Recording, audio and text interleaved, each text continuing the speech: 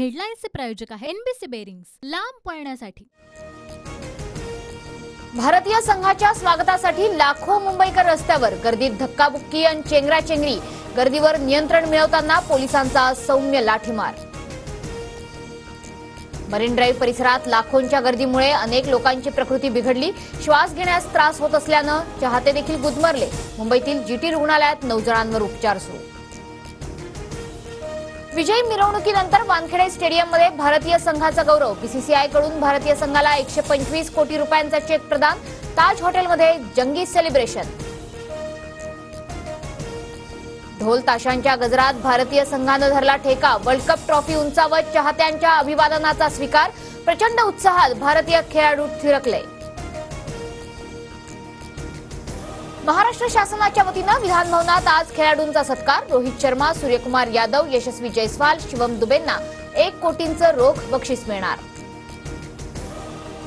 लाडकी बहीण योजनेला आणखी अटी लावा। 2 पेक्षा जास्त मुलं आणि 2 पत्नी असलेल्यांना योजनेचा लाभ नको। आरएसएसची संघटना असलेल्या विश्व हिंदू परिषदेची मागणी। विरोधी पक्षनेते अंबादास दानवे आजपासून कामकाजात सहभागी होणार। शिवीगाळ केल्याप्रकरणी दिलगिरी व्यक्त केल्यामुळे निलंबनाचा कालावधी 5 वरून 3 दिवसांवर। मराठा आरक्षणासाठी जरांगे पाटलांची हिंगोलीत उद्या शांतता रॅली। लाखोंच्या संख्येनं जनसमुदाय एकत्र येणार। रॅलीच्या पार्श्वभूमीवर हिंगोलीतील चौकाचौकात पोस्टरबाजी।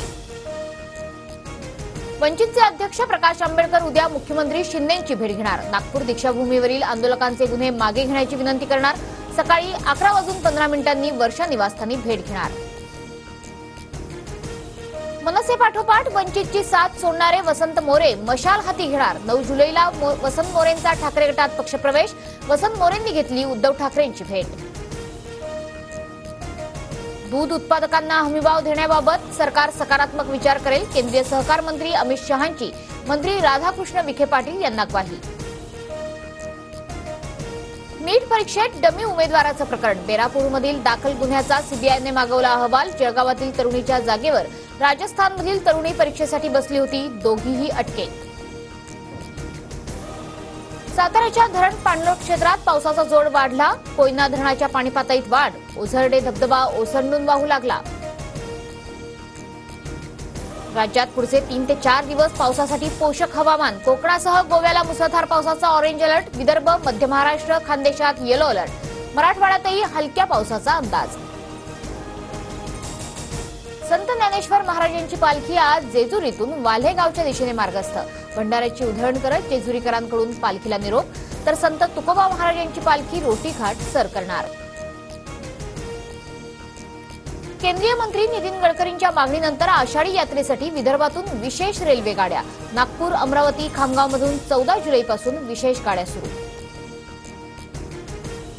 लोकसभेचे विरोधी पक्षनेते राहुल गांधी हाथरसमध्ये दुर्घटनेतील मृतांच्या कुटुंबियांसह जखमींच्या भेटीला। सत्संगादरम्यान चेंगराचेंगरी झाली त्या दुर्घटनेत आतापर्यंत 123 जणांचा मृत्यू। हेमंत सोरेन तिसऱ्यांदा झारखंडच्या मुख्यमंत्रीपदी। राज्यपाल राधाकृष्णन यांनी दिली शपथ। राजभवनात पार पडला शपथविधी सोहळा। हेडलाईन्सचे प्रायोजक आहे एनबीसी बेरिंग्स, लांब पळण्यासाठी।